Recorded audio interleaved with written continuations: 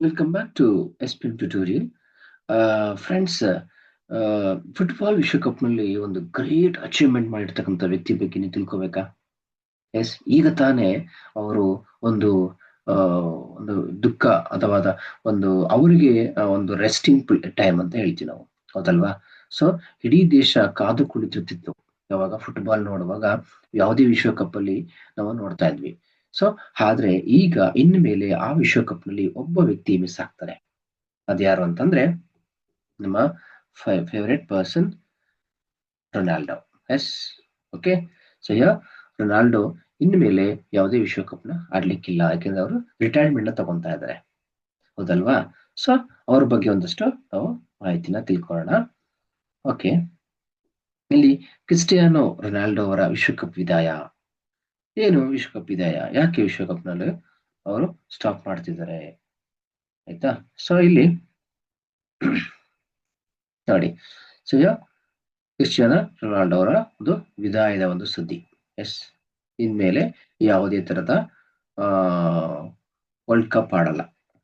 S, no world cup of football. Yes, ಅವರು ಯಾವ ದೇಶದವರು? ಸರ್ ರೊನಾಲ್ಡೋ ಅವರು ಪೋರ್ಚುಗಲ್ ದೇಶದವರು. ಹೇಳ್ತಾರೆ ಕ್ವಶನ್, ಆಪ್ಷನ್ ಕೊಟ್ಬಿಟ್ಟು ಯಾವ ಕಂಟ್ರಿಗೆ ಸಂಬಂಧಪಟ್ಟವರು ಯಾರು? ರೊನಾಲ್ಡೋ. ಏಕೆಂದ್ರೆ ಅವರು ಈಗ ಅಟ್ ಪ್ರೆಸೆಂಟ್ ಈಗ ಅವರು ಸುದ್ದಿಯಲ್ಲಿದ್ದಾರೆ. ಅರ್ಥ ಆಗ್ತಿದ್ಯಾ? ರೊನಾಲ್ಡೋ ಈಗ ಅಟ್ ಪ್ರೆಸೆಂಟ್ ಏನು ಸುದ್ದಿಯಲ್ಲಿದ್ದಾರೆ. ಓಕೆ, ಸೊ ಅವರು ಪೋರ್ಚುಗಲ್ ದೇಶದವರು. ಸೊ ರಾಷ್ಟ್ರೀಯ ಫುಟ್ಬಾಲ್ ತಂಡದ ನಾಯಕರು ಆಗಿದ್ರು. ಅವರು is a captain. Yes, so ಅವರು ವಿದಾಯದ ಹಿನ್ನೆಲೆ ಬಗ್ಗೆ ನಾವು ನೋಡೋದಾದ್ರೆ, ನಿಮ್ಗೆ ವಿದಾಯದ ಟೈಮಲ್ಲಿ ಏನು ಯಾವ ತರ ಹೇಗಿತ್ತು ಅಂತ ಹೇಳಿ, ಇಲ್ಲಿ ಡಲ್ಲಾಸ್ ನಲ್ಲಿ ನಡೆದ ಯಾವ ಒಂದು ವಿಶ್ವಕಪ್ನ ಒಂದು ಇಲ್ಲಿ ಡಲ್ಲಾಸ್ ನಲ್ಲಿ ನಡೆದ ಫಿಫಾ ವಿಶ್ವಕಪ್ನ 16ರ ಘಟ್ಟದ ಪಂದ್ಯದಲ್ಲಿ ಪೋರ್ಚುಗಲ್ ತಂಡವು ಸ್ಪೇನ್ ವಿರುದ್ಧ ಸೋಲು ಕಾಣುವ ಮೂಲಕ ರೊನಾಲ್ಡೋ ಅವರ ವಿಶ್ವಕಪ್ ಜರ್ನಿ ಮುಕ್ತಾಯಗೊಂಡಿದೆ. ನಿಮ್ಗೆ ರೊನಾಲ್ಡೋ ರಿಟೈರ್ಡ್ ಆದ್ರು ಓಕೆ, ರಿಟೈರ್ಡ್ ಆಗಿದ್ದು ಕೇಳೋದಕ್ಕಿಂತ ಮುಖ್ಯವಾಗಿ ರಿಟೈರ್ಡ್ ಆದ್ರು ಅವರು ಇತ್ತೀಚಿನ ದಿನಗಳಲ್ಲಿ ಒಂದು ವಿಶ್ವಕಪ್ನ ಆಡಿದ್ರು. ಅದು ಯಾವ ತಂಡದ ವಿರುದ್ಧ ಆಡಿದ್ರು ಅಂತ ಕೇಳ್ತಾರೆ. ಎಸ್, ಅದ್ಯಾವುದು? ಸ್ಪೇನ್. Is very important. ಇವ್ರ ಬಗ್ಗೆ ಒಂದು ಕ್ವಶನ್ ಬರಲಿಲ್ಲ ಅಂದ್ರೆ ಕೇಳ್ರಿ. ಎಸ್, ಬರ್ಲೇಬೇಕು. ಅರ್ಥ ಆಗ್ತಿದ್ಯಾ? ಸೊ ಸ್ಪೇನ್ ವಿರುದ್ಧ ಸೋಲು ಕಾಣುವ ಮೂಲಕ ರೊನಾಲ್ಡೋ ಅವರ ವಿಶ್ವಕಪ್ ಜರ್ನಿ ಮುಕ್ತಾಯಗೊಳ್ಳುತ್ತೆ. ಸೊ ಇವ್ರ ವಯಸ್ಸು ಎಷ್ಟು ಇವಾಗ? Just 41 years. ಓಕೆ, ಅವರು ಫಿಫಾ ವಿಶ್ವಕಪ್ ಪಂದ್ಯವನ್ನ ಎಷ್ಟೊಂದು ಕೊನೆಯ ಪಂದ್ಯವನ್ನ ಆಡುವಾಗ ಜಸ್ಟ್ ಅವರಿಗೆ 41 ಇಯರ್ಸ್ ಆಗಿತ್ತು. ಆದ್ರೂ ಕೂಡ ಅವರು ಅಂತಾರಾಷ್ಟ್ರೀಯ ಫುಟ್ಬಾಲ್ ಪಂದ್ಯಗಳನ್ನ ಎಷ್ಟೋ ಆಡಿದ್ದಾರೆ, ಮುಂದೆ ಕಂಟಿನ್ಯೂ ಮಾಡ್ತಾರೆ. ಆಯ್ತಾ? ಇಂಟರ್ನ್ಯಾಷನಲ್ ಫುಟ್ಬಾಲ್ ಫುಟ್ಬಾಲ್ ಆಡ್ತಾರೆ, ಆದ್ರೆ ವಿಶ್ವಕಪ್ ಆಡಲ್ಲ. That's important. ರಿಟೈರ್ಮೆಂಟ್ ಕೊಟ್ಟಿರೋದು ಅದಕ್ಕೆ ವರ್ಲ್ಡ್ ಕಪ್ ಮಾತ್ರ. ಅರ್ಥ ಆಗ್ತಿದ್ಯಾ? ಅದನ್ನ ನೆನಪಲ್ಲಿ ಇಟ್ಕೋಬೇಕು. ಅವ್ರು ಆಡ್ತಾರೆ, ಬಟ್ ವರ್ಲ್ಡ್ ಕಪ್ ಗಳನ್ನ ಆಡಲ್ಲ. ಸೊ ಯಾವ ಒಂದು ಕಂಟ್ರಿ ವಿರುದ್ಧ ಅವರು ಸೋತರು? ಸ್ಪೇನ್ ಕಂಟ್ರಿ ವಿರುದ್ಧ ಅವರು ಸೋಲ್ತಾರೆ. ಅರ್ಥ ಆಗ್ತಿದ್ಯಾ? ಸೊ ನೆಕ್ಸ್ಟ್,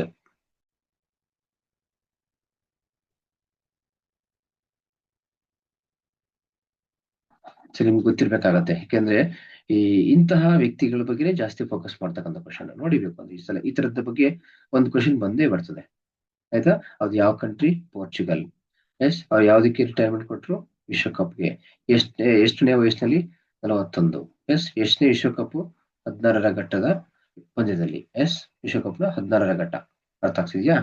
ಮತ್ತೆ ಅವರು ಯಾವ ಒಂದು ವಿಶ್ವಕಪ್ ಆಟ ಆಡುವಾಗ ಯಾವ ಕಂಟ್ರಿ ವಿರುದ್ಧ ಸೋತಿದ್ದಕ್ಕೆ ಅವರು ರಿಟೈರ್ಮೆಂಟ್ ಕೊಟ್ರು ಅಂದ್ರೆ ಸ್ಪೇನ್.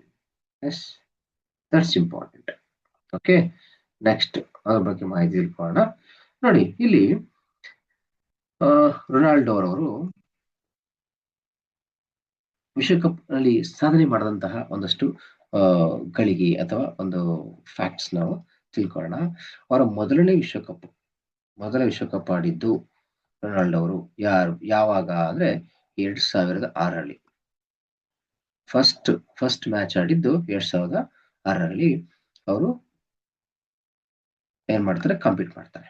ಓಕೆ, ಸೊ ನೋಡಿ, ಅವರ ಮೊದಲ ಗೋಲು ವಿಶ್ವಕಪ್ ನಲ್ಲಿ, ತಮ್ಮ ಮೊದಲ ಗೋಲನ್ನ, ಅಂದ್ರೆ ಇಂತಹ ಸಾಧನೆ ಮಾಡಿರ್ತಕ್ಕಂತಹ ವ್ಯಕ್ತಿ ಯಾರ ಮೇಲೆ ಯಾರ ವಿರುದ್ಧವಾಗಿ ಆಟ ಆಡುವಾಗ ಅವರ ಮೊದಲ ಅಧ್ಯಾಯವನ್ನ ಆರಂಭ ಮಾಡಿದ್ರು.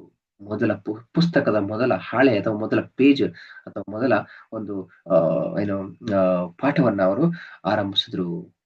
ಮೊದಲ ಹೆಜ್ಜೆ ಯಾವ್ದಾಗಿತ್ತು ಅಂತಂದ್ರೆ ಅದು ಯಾರ ಮೇಲೆ? ಇರಾನ್ ಮೇಲೆ ಈ ಒಂದು ಪೋರ್ಚುಗಲ್ ಟೀಮ್ ಆಡುವಾಗ ಮೊದಲ ಗೋಲನ್ನ ಅವರು ಏನ್ ಮಾಡ್ತಾರೆ? ಗಳಿಸ್ಕೊಂತಾರೆ. ಎಸ್, ಇಟ್ಸ್ ಬ್ಯೂಟಿಫುಲ್ ಅಲ್ಲ? ಎಷ್ಟು ಆ ದಿನ ಈಗ ನೆನಪಾಗ್ತದಲ್ವಾ? ಈ ಅದ್ರ ಮಧ್ಯದಲ್ಲಿ ಎಷ್ಟೊಂದು ಗೋಲ್ಗಳಾಗಿರ್ಬೋದು, ಆದ್ರೆ ಆ ಇರಾನ್ ಮೇಲೆ ಹೊಡೆದಂತಹ ಗೋಲ್ ಇದೆಯಲ್ಲ, ದಟ್ಸ್ ವೆರಿ ವೆರಿ ಇಂಪಾರ್ಟೆಂಟ್. ಯಾಕೆಂದ್ರೆ this emotional goal, first goal and last goal. Yes, that's important. ಅದಲ್ರಿ? ಸೊ ನಮ್ದು ಹಾಗೇನೆ. ನಾವು ಅದಕ್ಕೇನೆ ಬರ್ತ್ ಡೇಟ್ ನಾವು ಎಂಜಾಯ್ ಮಾಡ್ತಾ ಇರ್ತೀವಿ, ಆದ್ರೆ ಇವರು ಫಸ್ಟ್ ಗೋಲ್ ಅನ್ನ ಎಂಜಾಯ್ ಮಾಡ್ತಾರೆ. ಎಸ್, ಓಕೆನಾ? ಸೊ ವಿಶ್ವ ದಾಖಲೆ ಬಂದಾಗ ತಾವು ಆಡಿರೋ ಪ್ರತಿ ವಿಶ್ವಕಪ್ನಲ್ಲೂ ಕನಿಷ್ಠ ಒಂದು ಗೋಲು ಕಂಡ್ರಿ. Excellent, excellent, super.